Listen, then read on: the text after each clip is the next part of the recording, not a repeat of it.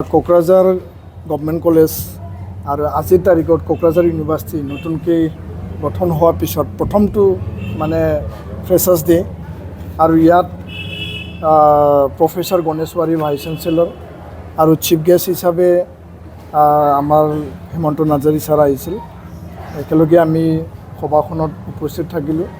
খুব এটা সুন্দৰ পৰিৱেশত ছাত্ৰ ছাত্ৰীৰ যি এটা মনোবল আৰু Kokrajhar Government College যি আগত আছিল বৰ্তমান ইউনিভাৰ্চিটি এইটো এটা ঐতিহ্যমণ্ডিত এটা মানে অনুষ্ঠান বৰ্তমান বিশ্ববিদ্যালয় আৰু আমি আশা কৰোঁ যে লোৱাৰ আছাম বডোলেণ্ডত এটা হাৰ্টলেণ্ডত আটাইতকৈ পুৰণি এটা ইনষ্টিটিউশ্যন হিচাপে যে শিক্ষা গুণগত শিক্ষা ভাল ৰিজাল্ট আৰু আমাৰ ছাত্ৰ ছাত্ৰীৰ ভৱিষ্যত জীৱন গঢ় দিয়াত যি তেওঁলোকে উদ্যোগ লৈছে নেতৃত্ব লৈছে যথেষ্ট ল'ৰা ছোৱালী এই মানে মহাবিদ্যালয়ৰ পৰা আৰু বৰ্তমান বিশ্ববিদ্যালয় ইয়াৰ পৰা যাই পেলাই অসমখনত ভাৰতৰ বিভিন্ন প্ৰান্তত তেওঁলোকে সমাজ সেৱা বা চৰকাৰী বেচৰকাৰী বিভিন্ন খণ্ডত তেওঁলোকে কাম কৰিছে আৰু ইয়াৰ দ্বাৰা আমাৰ বডোলেণ্ড অঞ্চলত বা অসমখনত এই মহাবিদ্যালয় বা বৰ্তমান বিশ্ববিদ্যালয়খনে আগন্তুক দিনত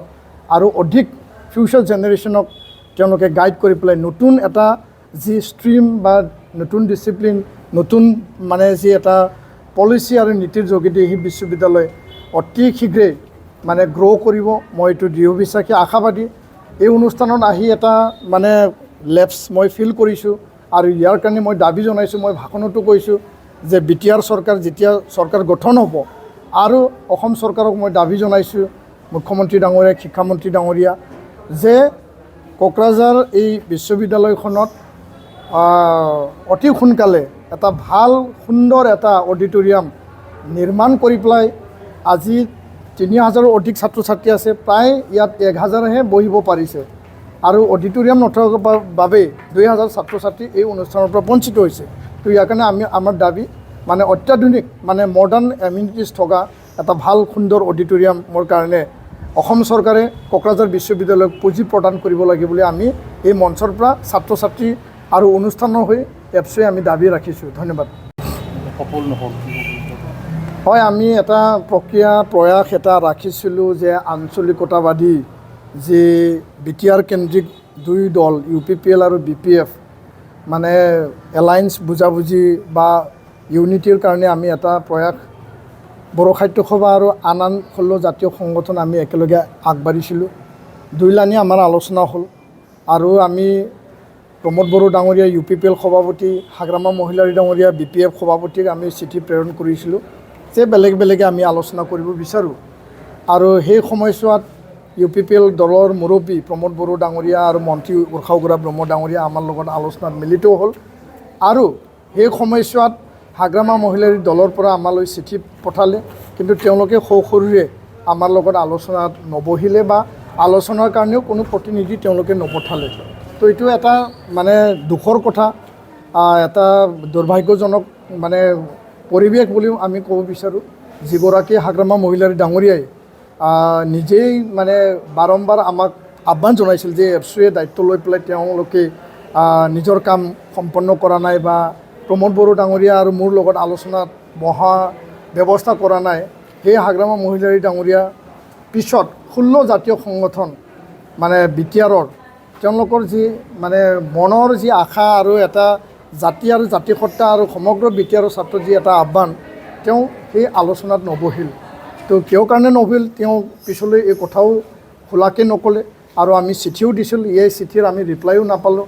তো এই যি মানে এলায়েন্স বা বুজাবুজি সেইটো সম্পন্ন নহ'ল। আমি স্থগিত ৰাখিলোঁ।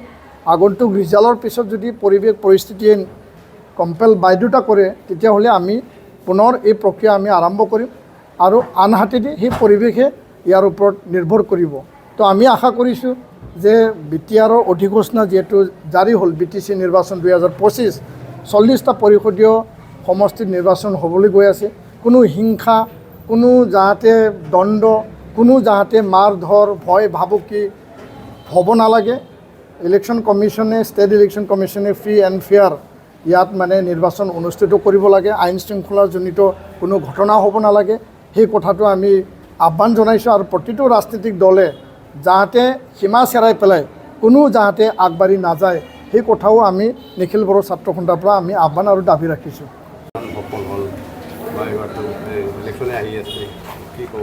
নাই, কিছু চুক্তিৰ যিবিলাক মূল দফা আছিল যে আমাৰ সীমা মানে সম্প্ৰসাৰণ হ'ব লাগে, 60খন গাঁও অলৰেডি সোমালে, সেই 60খন গাঁৱৰ প্ৰায় 50,000ৰো অধিক ভোটাৰ এইবাৰ বিটিআৰৰ ৰৌতা সমষ্টি, ধনশিৰি সমষ্টি আৰু হৰিশংঘা সমষ্টিত তেওঁলোকে ভোটদান কৰিব। যদিও 60টা সমষ্টি হ'ব লাগিছিল, 125 এমেণ্ডমেণ্টটো পাৰ্লিমেণ্টত ৰাজ্যসভাত পেণ্ডিং হৈ আছে, এইটো পাছ কৰিব লাগিছিল, আমাৰ দাবী আছিল। আৰু এইটো কাৰণে আমি গৃহমন্ত্ৰী ডাঙৰীয়াক জুলাই মাহত লগ ধৰিছোঁ, গৃহ সচিবক আগষ্ট দানত লগ ধৰিছোঁ। আমি কৈছোঁ যে অতি সোনকালে এই যি বিল এইটো পাছ কৰিব লাগে। মনচুন ছেশ্যন উকলি গ'ল, এতিয়া আহি আছে ডিচেম্বৰত উইণ্টাৰ ছেশ্যন। তাৰ আগে আগে নিখিল বড়ো ছাত্ৰ সন্থাই এই বিলটো যিকোনো বিনিময়ত পাছ কৰাৰ কাৰণে আমি দাবী জনাই পেলাই গণতান্ত্ৰিক আন্দোলন আমি মানে আৰম্ভ কৰিম বুলি আমি কেন্দ্ৰীয় চৰকাৰক আমি জনাই আহিছোঁ। ইয়াত মানে কোনো বেয়া পোৱাৰ কথা নাই, আমাৰ দাবী, আমাৰ আৱেগ অনুভূতি আমি ৰাখিছোঁ। আৰু আনহাতেদি বড়ো ভাষা অসমৰ সহযোগী ৰাজ্যিক ভাষা বিদ্যালয় প্ৰাধিকৰণৰ যি বিষয় আছিল, 10টা কলেজ প্ৰাধিকৃত হৈ গ'ল।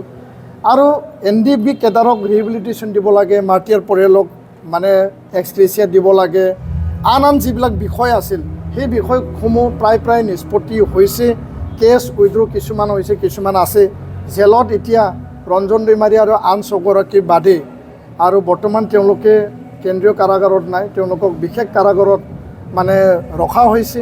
তো ইয়াৰ বাদে জেলত এতিয়া চিধাচিধিকৈ মানে যিবিলাক NIA আৰু CBIত আছিল সকলোখিনি প্ৰায় ওলাইছে। তো ইয়াৰ কাৰণে আমি আশাবাদী সেই নিৰ্বাচনে নিৰ্ধাৰণ কৰিব যে আগন্তুক দিনত কোন দলে নিজৰ ইস্তাহাৰত বড়ো শান্তি চুক্তি 2020 যাৰ দ্বাৰা ইয়াত শান্তি স্থাপন হ'ল, যাৰ দ্বাৰা সকলো ৰাজনৈতিক দলে এতিয়া নিৰ্বাচন খেলিবলৈ এটা সুযোগ আৰু সুবিধা পালে, এই শান্তি চুক্তি ৰূপায়ণৰ ক্ষেত্ৰত কোন দলৰ ইস্তাহাৰত এইটো মানে স্থান পাব আৰু কোন দলে এই কমিটমেণ্টটো লৈ পেলাই আগবাঢ়িব তাৰ ওপৰত আমি বিবেচনা কৰিম, তাৰ ওপৰত আমি এই ইলেকশ্যনটো নিৰ্ভৰ কৰিব। ধন্যবাদ।